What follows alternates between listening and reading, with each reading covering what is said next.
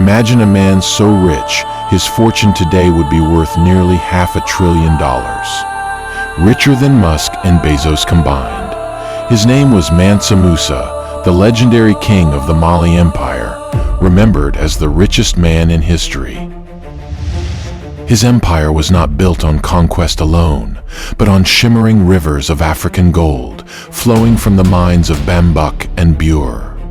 These mines fed caravans that turned deserts into kingdoms and merchants into legends. Musa's empire controlled nearly half of the known gold supply, and his generosity was so vast that when he gave, entire economies trembled.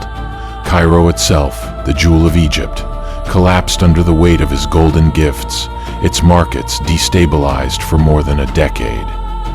Picture the scene. Endless caravans stretching across the Sahara, 60,000 followers marching under Sol, camels loaded with gold dust and ingots that glimmered like fire. At the center rode Musa, cloaked in majesty, a king whose very presence whispered of untold riches. His pilgrimage to Mecca in 1324 was no ordinary journey. It was a spectacle that shook the medieval world.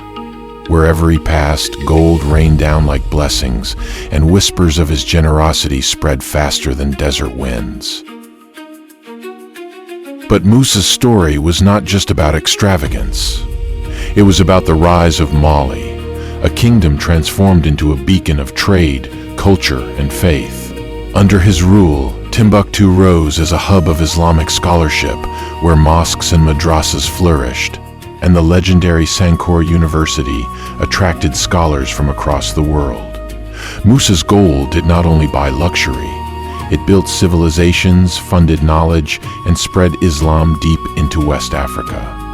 Musa's fortune was alive, moving, and visible. His pilgrimage to Mecca became the most extravagant journey in human history.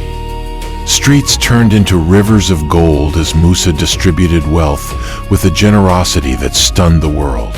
In Cairo, his gifts were so lavish that gold lost its value, markets destabilized, and Egypt struggled for more than a decade to recover. Musa's generosity was both a blessing and a curse, a scandal that proved his fortune could shake nations. But Musa was not without rivals. Neighboring rulers envied his wealth, merchants whispered of his arrogance, and even allies feared the destabilizing power of his generosity.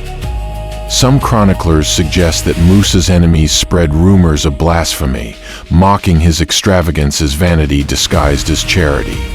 Yet Musa's allies, scholars, poets, and jurists defended him, praising his devotion to Islam and his patronage of learning.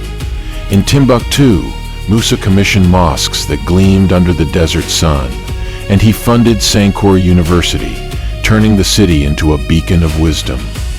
Scholars debated in candlelit halls, merchants traded in bustling markets, and Musa himself walked through the city he had transformed. His empire was not just golden in wealth, but golden in spirit.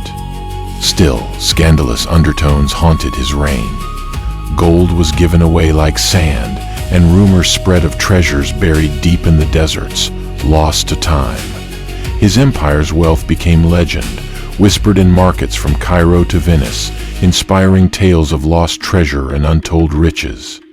Musa's paradox was clear.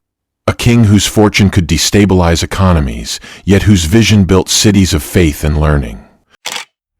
Mansa Musa's journey was more than a tale of riches. It was the rise of a legend whose empire reshaped the world. His fortune crowned him as the richest man in human history, but his true legacy was measured in the cities he built, the faith he spread, and the knowledge he nurtured. Under his rule, the Mali Empire became a golden giant, stretching across West Africa, commanding trade routes and dazzling foreign lands with its wealth.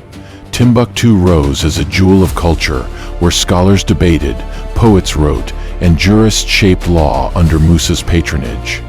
The Sankore University became a beacon of learning, proving that Musa's empire was not only rich in treasure, but rich in wisdom. Legends grew around him. Tales of treasure buried in the sands, of gold so abundant it was given away like dust, of a king whose generosity rivaled his extravagance. Musa became more than a ruler, he became a myth, a symbol of unimaginable wealth and power. His name echoed in markets from Cairo to Venice, inspiring awe and envy alike. And yet, behind the scandal and spectacle, Musa's faith remained central. He was a devout Muslim, a patron of mosques and madrasas, a king who used his fortune to spread Islam and strengthen its institutions.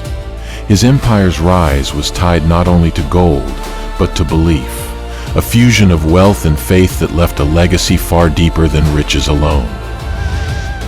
Today, historians crown him as the richest man in human history.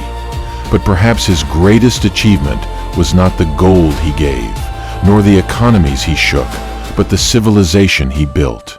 A Mali empire that stood as a beacon of trade, culture, and faith in the medieval world. Mansa Musa's gold empire rose and fell, but his legend endures. A king whose fortune changed nations, and whose story still dazzles the world. Well, if you have question in mind that how the Mansa Musa's wealth faced fall after all, and how the Mali Empire fell, keep watching the next video.